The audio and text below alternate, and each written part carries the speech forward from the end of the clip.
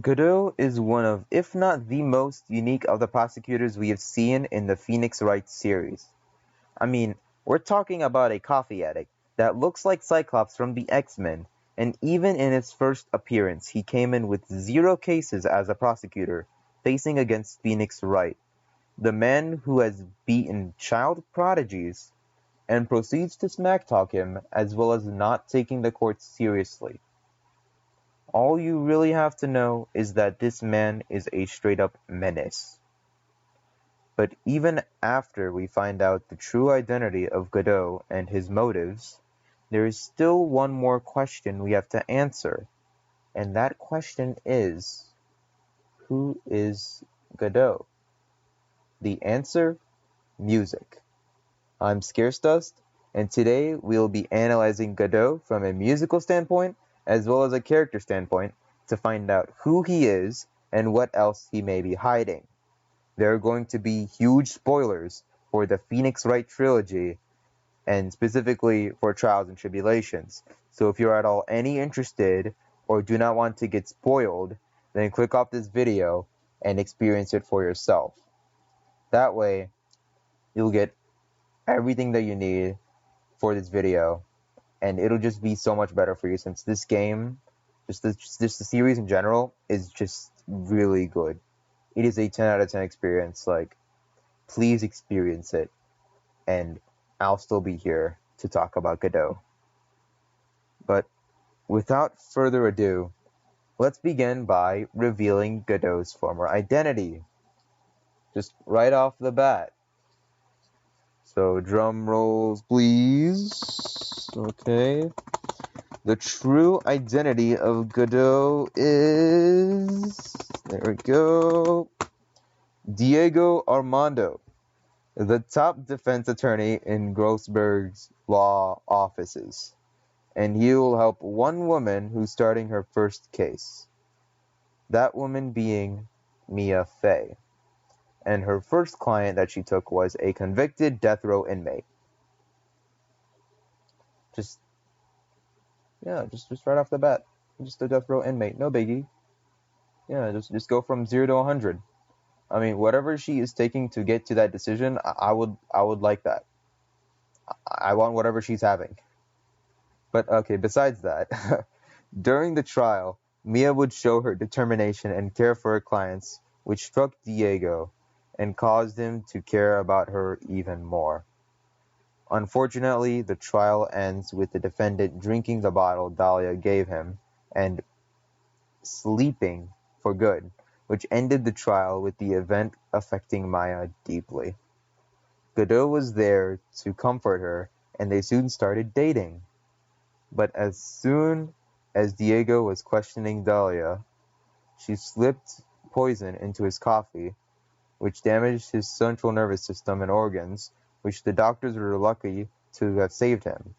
But he lost his vision, had his hair turn gray, and will end up in a coma for 6 years until Diego was woken up too. The fragrance of dark coffee.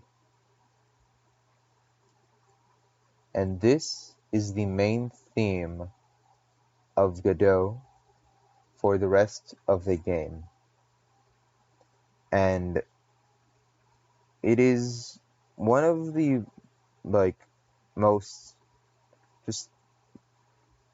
it is just one of the most greatest prosecutor themes I have ever heard, and throughout the whole Phoenix Wright series. And it just really rings. And the reason why I say it's just good is because it fits Godot so well. Just everything about it just comes in together. And so right now, I'm gonna go ahead and just show how everything about this piece just helps build Godot as a character, and how the fragrance of dark coffee really just gave birth to Godot. So let's start off by looking at the time signature. So yeah, whenever I'm looking at a score, I like to always start off with the time signature, and we see that this is 12-8. So 12/8, we're going to have 3 groups of 4. And so it's going to have like a similar feeling to 4/4-ish. So it's going to be pretty common. So like, whatever you hear most of the time. But it's going to feel a bit different since it's grouped in 3s instead of 2s. So it's going to have like a natural swing to it since like it's kind of like dotted quarter notes that we're dealing with. So like in regular swing, you'd have like an 8th note and then a 16th note or something like that. Or not like that. It's like more of like a dotted, 8th note and then like a 16th note afterwards. So it's like kind of like similar feeling. So it's like emulating that in a sense. It's like having 12/8 is really cool. And it just, like, it's not really noticeable until like you listen to it a little bit more. And it is really cool. And I really like that. And we see that this starts in D major. And and the instruments that we have are the saxophone, we have some drums, and we have some piano, and Rhodes. Like, I just included them both in the piano section just because they're both pretty much piano. So there's Rhodes and piano, and then we have like this little square synthesizer for the chords, and then we have the double bass. So what we have pretty much over here is like a jazz ensemble. And Godot's theme is very jazzy. It's very smooth with everything. It's just, and even the composer, Iwadare, he said that, it's supposed to kind of like give the feeling of a local cafe or like the jazz you'd hear from a local cafe. And I think he did a really good job giving that because like I could like definitely hear this in like a local cafe or even like a bar or something, right? Just like, it's just really chill. And so, let's just jump right into the piece. So let's go ahead and start off by looking at this whole section. So we obviously have the pickup over here, and then this is where everything happens. So we see that we have a B minor 7, E minor 9, A flat, A dominant with a B flat 7. So A dominant 7th with a B flat, or not B flat, sorry, a flat 7. So we see that, and then we have a dominant 9th, so for D dominant 9th, so we have that, and we go from G minor 7, C dominant 7, and then F major 7. So that's pretty much what we have for the first section, and then we'll get to those in a bit, but I just want to focus on these 7 chords. And so we have B going to E, going to A, going to D, going to G, going to C, going to F. And so, what we actually have here is a 6, 2, 5, 1. Okay, I don't mind that. It's just, it's not working for that. So unfortunately, I just couldn't really do much. So 6, 2, 5, 1, and then over here we have a 2, 5, 1, and this is all like standard jazz progressions. And one thing I really like about Iwadare is that he was able to just use like these common chord progressions that you'd hear like for jazz, like he was able to use them in just such a way that like it's just simple yet effective. That's like the best way I can describe it. And like you will see these like so much. You'll see this whole progression like a lot when we go through this piece. So this is pretty important. And these chords actually line up with the circle of fifths. And I'm going to go ahead and demonstrate that. So what we have right here is the circle of fifths. And we are starting off at D major, right? So this is all D major, okay? So we're starting off at the chord B, right? So we're starting from B, and then we're going down to E, and then we're going down to A, and then we're going down to G, and then we have our 2, 5, 1. We have our G, C, and F. And you can see that this is all going down the circle of fifths, which is really interesting. And one thing about Godot is that he deals a lot with inverses. Like that's one of his major themes is just inverses, where yeah, pretty much everything about Godot is just an inverse of Diego. So like here's one example that I have. So you have this picture of Diego, right? Okay, so he's looking all normal, pretty cool. And so if we were to take an inverse photo, or like the inverse colors of everything we see here, we get this. And yeah, we can see the white hair, and we see like the white tie, and he had like this bluish shirt. And like the character for Godot is just supposed to be like this inverse of Diego. And yeah, we can also see it through the music, right? So we have right here D major, and we have it going from a 6 to 5 1, and then we actually switch to D minor. Yeah, this is F major, but this could also be D minor, since we have over here D and then we have F major, there's D minor. So yeah, that could also be that. So there we go. So we have D major and D minor. So pretty much like two sides of the same coin. And then we have the 2 5 1 in terms of F major.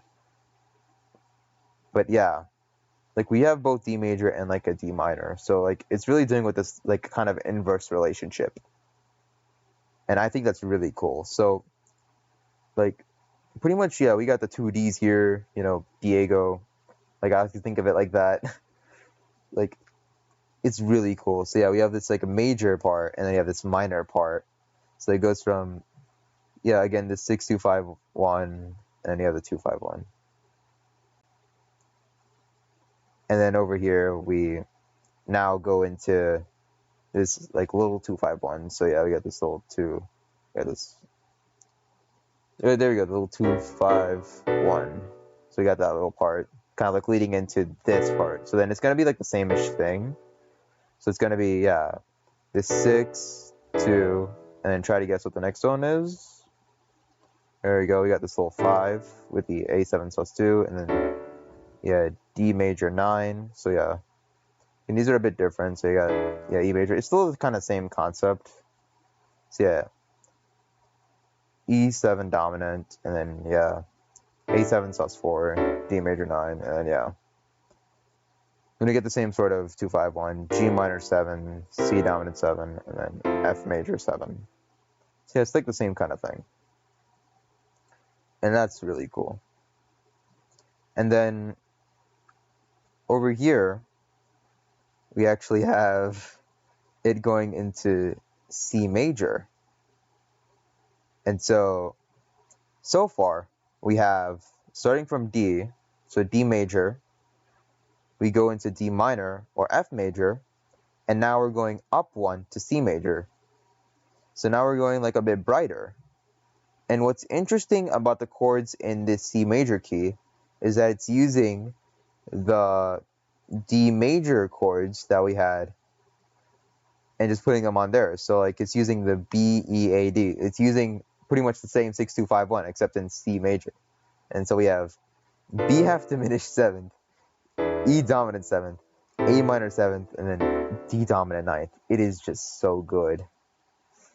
And then we have F major 7, E7, and then we go up to A7.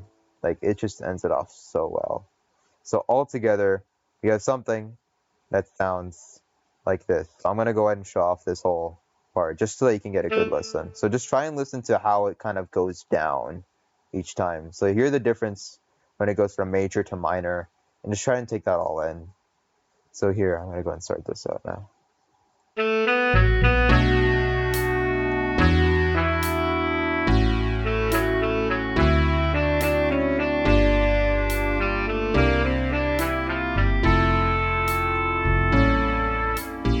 Okay, and then let's go ahead and listen to just this part.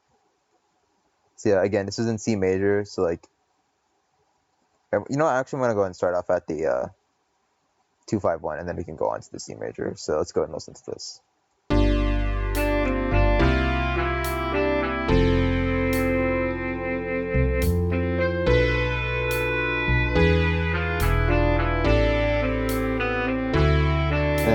This part just sounds so good.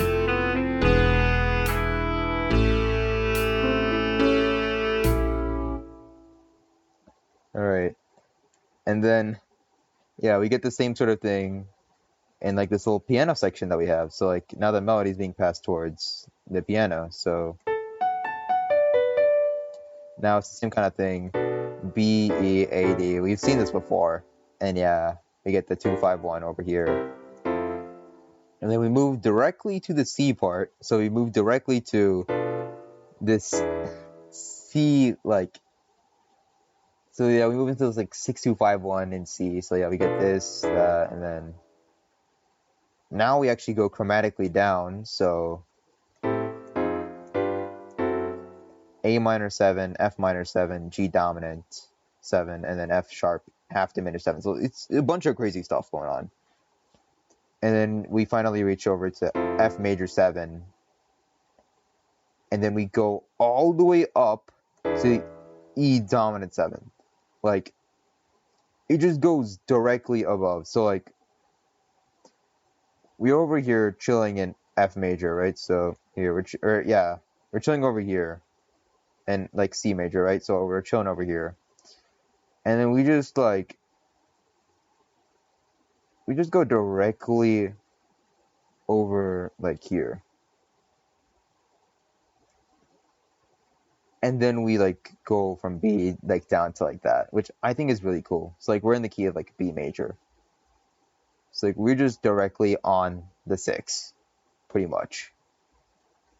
Like from like we just have like this big jump. And like it just really like it really catches me off guard every single time I listen to that. So here, I'm gonna go ahead and start off from this C major section.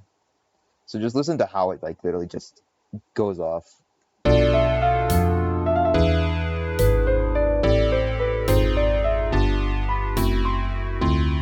Oh, this part.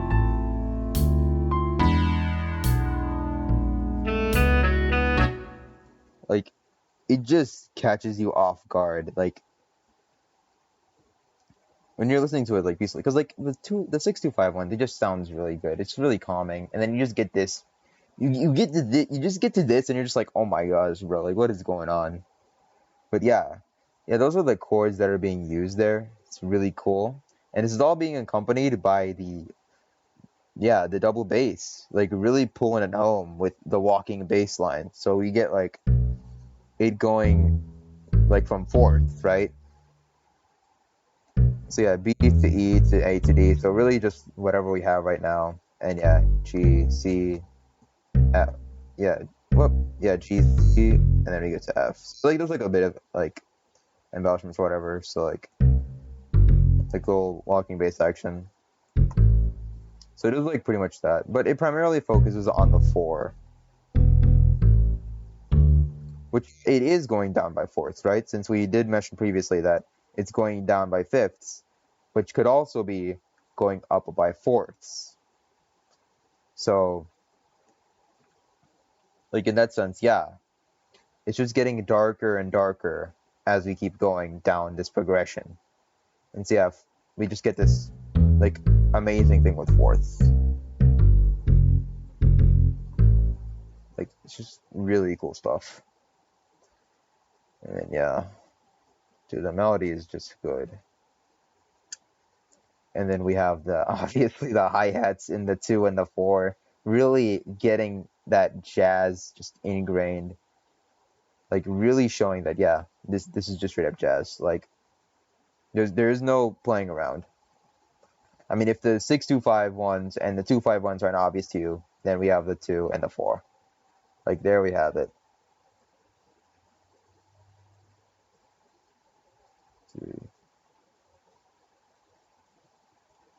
Like it's just absolutely good stuff.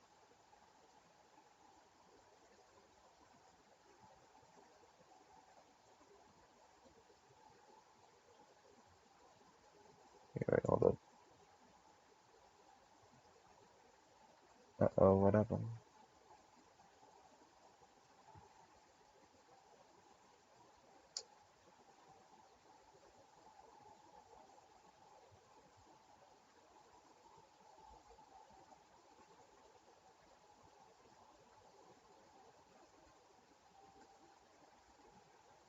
Alright, there we go. So really just a lot of good stuff that we get throughout this piece.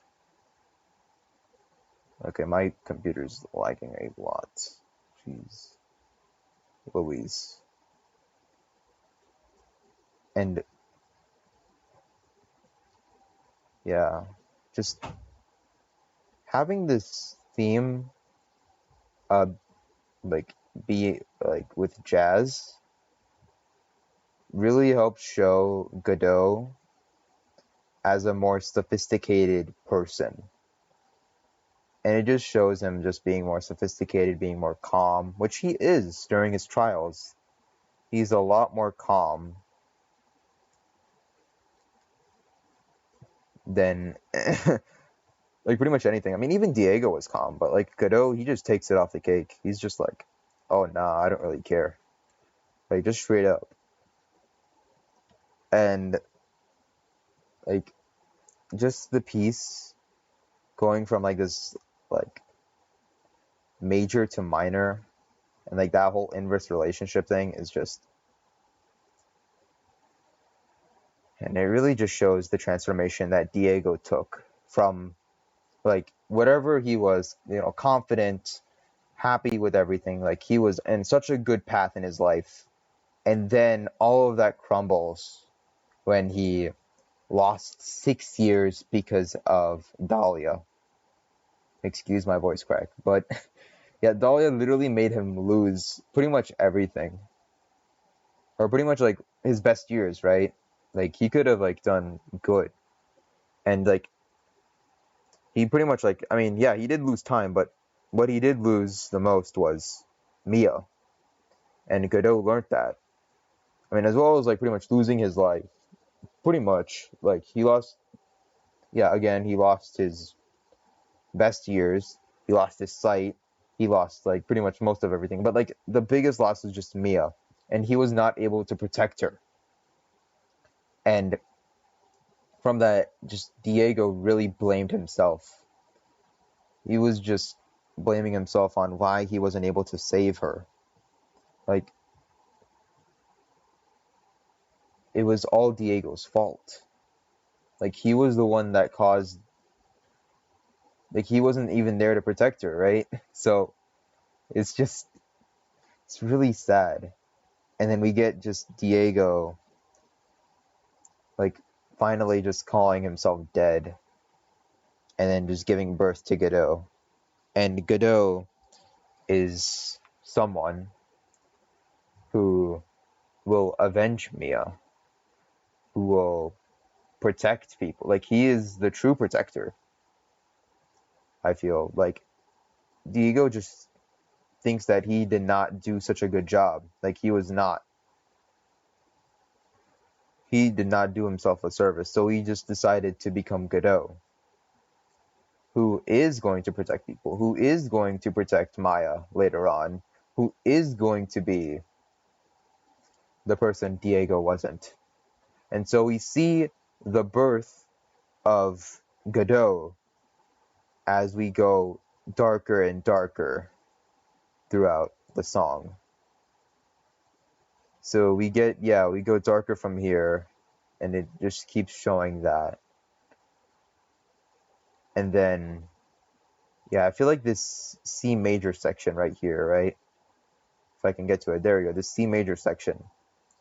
Like, it gets a bit brighter, and we use, like, again, the same kind of chords that we used in D major. And I feel like if I'm gonna treat, like, D major, and I mean, yeah, I'll say that D major is like Diego and D minor is like Godot, right? It's the transition between like Diego to Godot from like going from like the highest highs to the lowest of lows.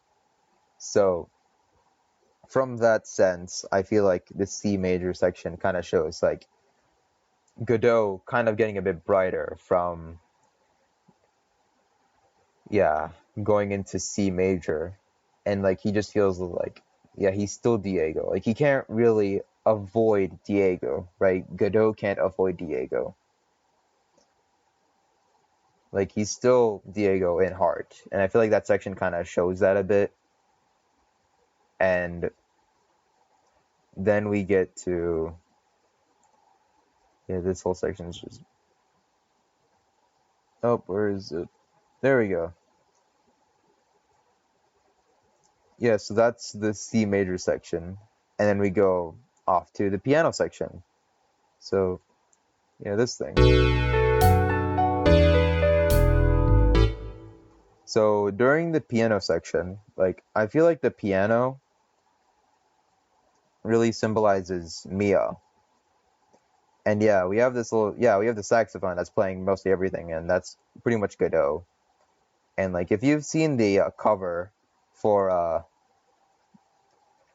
the, what was it? Like, it was like for like a recording, right? That they did for like all the pieces, right? It's like real-time recordings. And dude, if you haven't listened to any of those, like, it's really cool. You should listen to them. It's just, if you like this music, like, you'll definitely love hearing that. But yeah, I mean, yeah, Godot, we pretty much plays the saxophone, and then yeah, we have Mia, which I think like really represents the piano part, and like I feel like it's just that part that kind of helps like show that she's kind of reciprocating, right? She's like, okay, let me go ahead and like reciprocate whatever you just like said out here in like those two phrases, right? So yeah, she's out here playing out her stuff, and then we get to, yeah, here with F major 7, like the pretty much like the end of like the loop, right? So you get to this part, and then we go again to this really nasty, just like E major 7. That's like all the way going out, and I feel like that's just Godot just being like, okay, time to go back. Like, I think this is just all in Godot's head. Like, he was just thinking about Mia, and I feel like, yeah, throughout this whole game, it's just really him thinking about Mia. Like, that's pretty much Godot in a nutshell.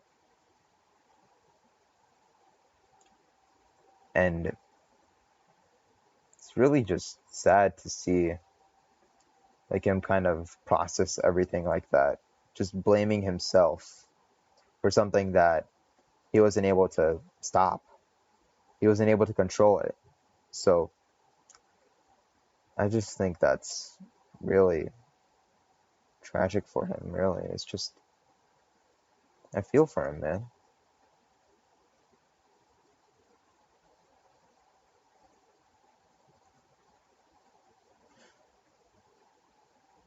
Yeah, it's, dude, I can feel Godot, dude. It's tough.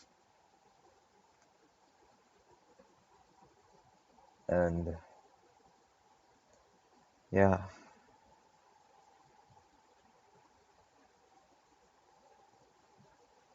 he really is just a tragic character.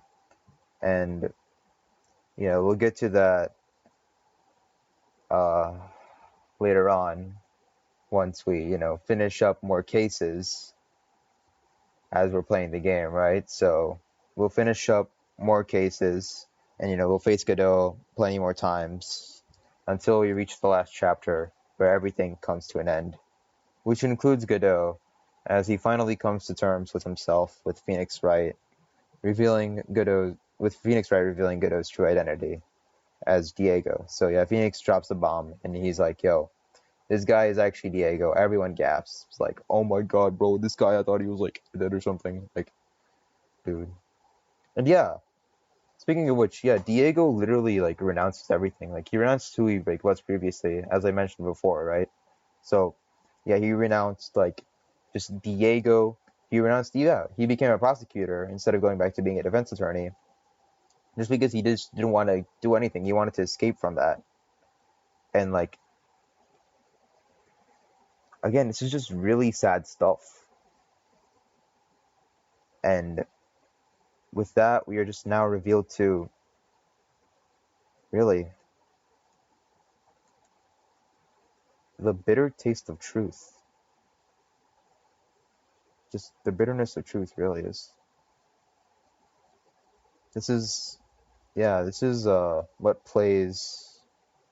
I think I only heard it like in the last case with Godot, and this theme plays. And this is a reminiscence track that is specific to Godot. And I feel that this also captures Godot, or captures his essence. And yeah, we can see that through just the key, really. And we can see that this is in F minor. And yeah, if we were to go to the circle of fifths, and yeah, I say F minor because Reminiscence is supposed to be kind of a sad, like Reminiscence in general and Phoenix Wrights are supposed to be like sad, kind of like remembering like a tragic scene or like any sad events that happened. So what we have here is this Reminiscence track that starts in F minor or A flat major. And so we can see that it's actually like opposite, completely opposite to whatever we have started with Godot's theme. So that's like D major. So we're completely opposite to that, as well as it being F minor, which is like opposite to F major. So like that's like kind of a two birds with one stone, which I think is really cool. And it really just shows Godot like being like having his whole character turned upside down, really everything being revealed about him. Like he is not this like he's not this like sophisticated dude who knows everything, right? Because he's still human. He still has plenty of flaws and mistakes that he has made. And it's really just down to just really what Godot is. I mean, Godot was just supposed to be an escape for Diego. And now it's just being revealed to, excuse me, it's just being revealed to everyone that, Godot isn't who he seems. And now he has to face the bitterness that is the truth. So let us begin by going right off the bat with the instrumentation, right? So yeah, this is in common time. It's just really giving that feeling. It's a slower tempo. And yeah, we have like a little shakuhachi. I don't know why I named it flute, but yeah, it's a shakuhachi. It's like we have traditional Japanese instrument, shakuhachi, and we have the koto. It's like traditional instruments. And the thing about the traditional instruments is that they are from, like you'd usually hear them like in Phoenix Wright, like there would be like with kurain, like wherever Mia and Maya are from, right? So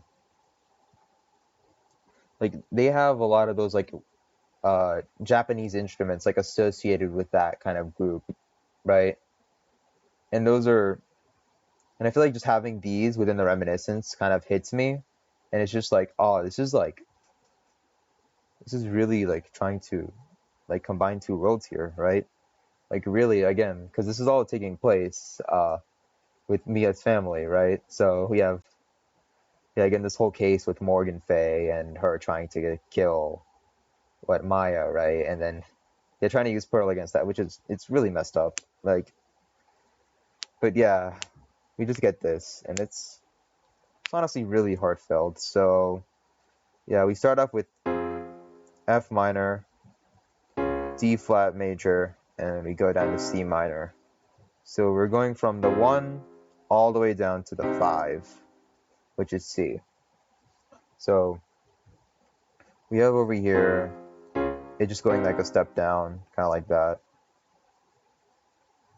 And we're going to see these kind of a lot, and we're going to see this cadence called the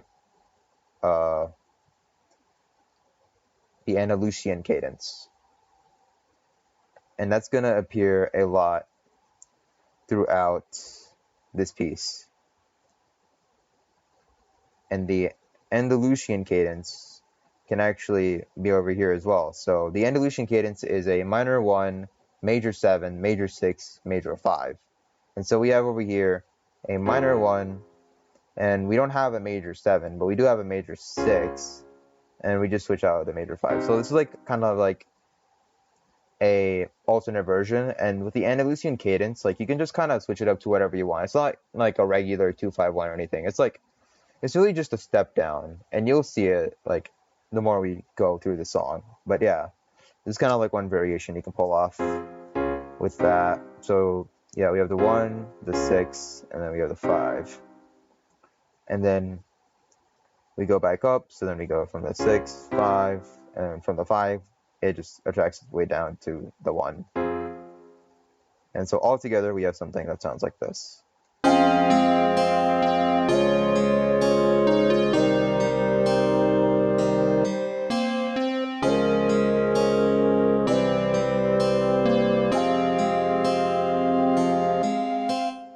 Okay, and then after that, it's the same kind of thing that we have over here. So a D flat, C flat, F, and then yeah, we have this. And then from F, we actually go to its 4th, B flat major. So it's going up, and then we go back down to F, and then C major. Okay, so I want to go and take a look at just this relation that we're going on. So it's D flat, C flat, F, and B flat. Like that one's just a really good high point, and I really liked that when I was listening to it. So what we have here, if we're going to look at this in terms of the circle of fifths, is it going from D flat, and then we go from C, and from C we go down to F, and then we go down to B. And it's going down, but it just sounds like it's going up. Like, I don't know, it just sounds hopeful, right? When you go, like, from C to, like, yeah, when you go from, the F to the B flat, it just sounds hopeful. And yeah, here, let me just go ahead and show you right now. Like, here, listen to it yourself.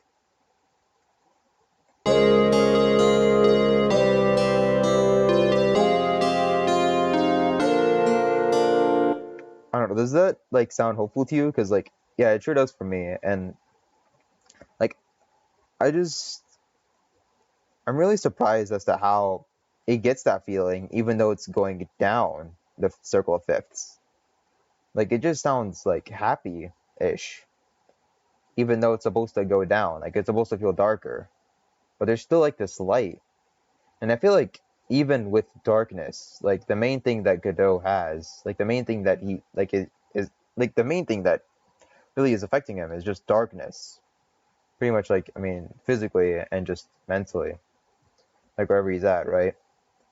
And I feel like with darkness, there's always light. And it's just, I feel like this piece really has, like, a balance between that. And yeah, you see it with this. As well as like, whatever I'm talking about, where from the 1 to the 5, right? It's going up, actually. And it feels like it's going down. So, like, it's just this inverse relationship that's happening, and I'm really digging it. So, let's continue on with this. So, yeah, we get this, and then we get, the F major, and then we have it going up to the C. And then now we have our first actual kind of Andalusian cadence with F minor 7, E flat major 7, or F minor, sorry, there's no sevenths here. It's nothing like that. So yeah, F minor, E flat major, and then D diminished, and then C major. So this D diminished actually comes from E flat major. And yeah, I forgot to mention that, this B flat major actually also comes from E flat major. So that's, oh, my bad. So yeah, E flat major. So yeah, that's like all close by to this A flat major. So you can see that over here, it's like relatively close to each other. So it's really good for that. And so we have that relation, which is really cool. And so yeah, we have this really cool take on the Andalusian cadence. So yeah, I mean, if you were to make this a regular Andalusian cadence, it would be a D flat major instead of a D diminished. So altogether, it sounds something like this.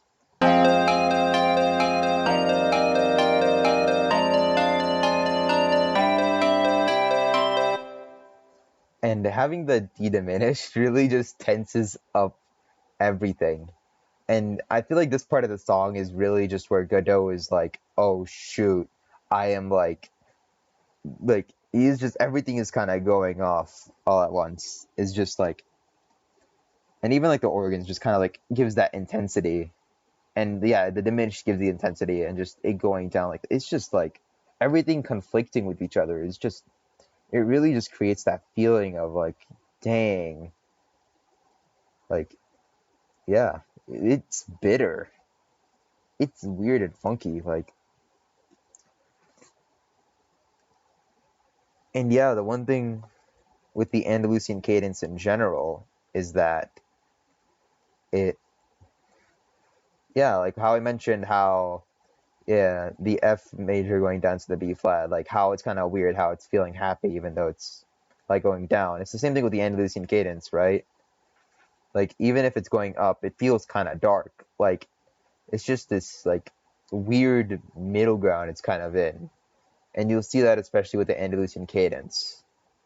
And I just think it's really interesting. And it really fits Godot's character so much. This idea of inverses. This idea of just having both sides. So like Godot is just trying to get out Diego, but in actuality, they both need to exist. Like it's really just as simple as that. And so after this whole Andalusian cadence part, so yeah, we have this again. Then we go over to this B flat sus2 section, and then B flat sus2, and then C sus4.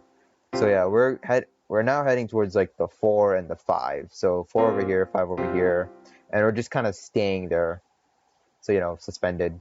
You're suspended. You're in suspense. You're kind of just stuck there, and then it repeats like that.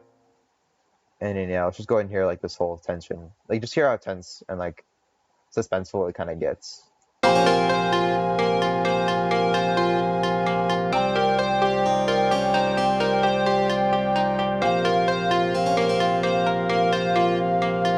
Okay, and then we reach A flat major and then E flat major. And then we ended off, yeah, and we go back to B sus4. But this A flat major and E flat major, and I feel like, yeah, the A flat major, that's actually the key that we started in. So, yeah, we're over here at B flat major, right?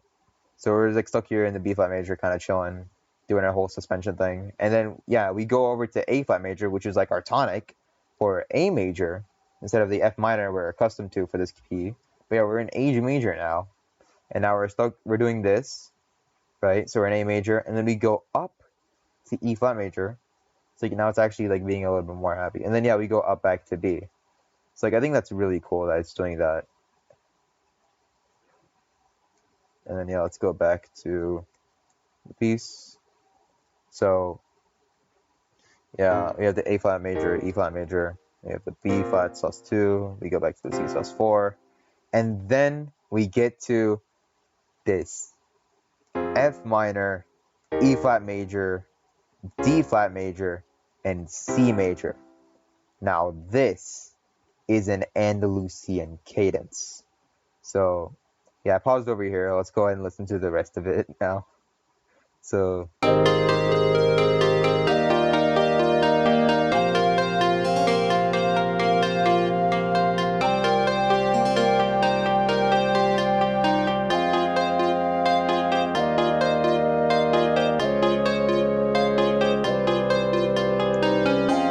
and then yeah, we start over with this, and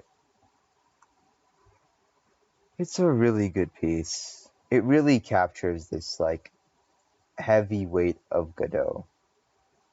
Like the weight that he carries, just the guilt that he feels over him, like Maya, and just how much he really cares about her. And yeah, he does show this with Phoenix Wright, with his trials, especially when, yeah, he would like blame Phoenix for not protecting Mia, or just, you know, just Phoenix in general, right? Like he would blame him for pretty much like Mia's death, right? And like, yeah, you just start blaming others. it's just like he just can't handle it. Like he wants to be the one that is protecting. He doesn't want to be the one that's like not being able to protect. Like it's just kind of like not his thing. Like if he's not able to protect, then like what's the point, right? And yeah, it gets to the point where yeah, Godot finally self-reflects on himself and actually starts to take accountability. Okay, sorry about that. I was interrupted. But back to Godot finally admitting to himself, or just finally getting that self-reflection that he needed for so long. And yeah, like he just reveals a lot of his dark desires. Like just from him talking about really just how he can't forgive himself because yeah, I mean, first off, he blames himself, like that's a given, but also he just wants to salvage whatever he has left. I mean, when he woke up, Dahlia was already served to justice with Mia, which, I mean, props to her for getting that.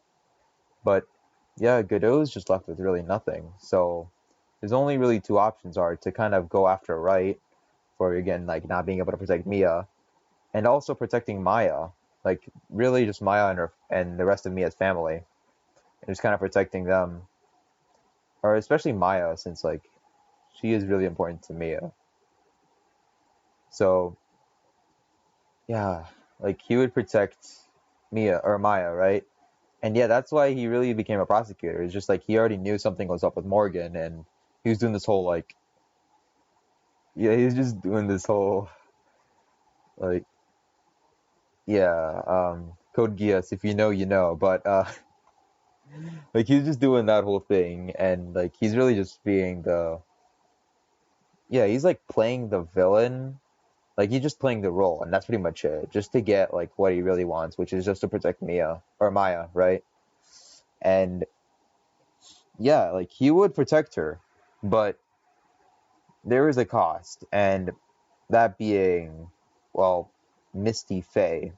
And Misty Faye is the one who was murdered for the case. And the person who murdered Misty was Godot. And the reason as to why Godot killed Misty was because Misty channeled Dahlia so that Dahlia doesn't channel Pearl, which is like the younger cousin of Maya. And yeah, you don't want to like have the younger cousin. Like, why would you want to have a young child like possessed or have a young child being possessed? Like, that's just kind of weird. But I mean, like without her permission. But like, even still, like it's just something. But yeah, like yeah, Misty was like, nah, I ain't doing that. And yeah, she channels Dahlia, this evil, like literal witch, bro. Like I'm gonna say whatever Godot says. Like yo, she is a literal witch, and yeah, like Godot, he was there, you know, protecting Maya, right? And yeah, he sees Dahlia, and like his desire, his like deepest kind of thing for himself is just like yeah.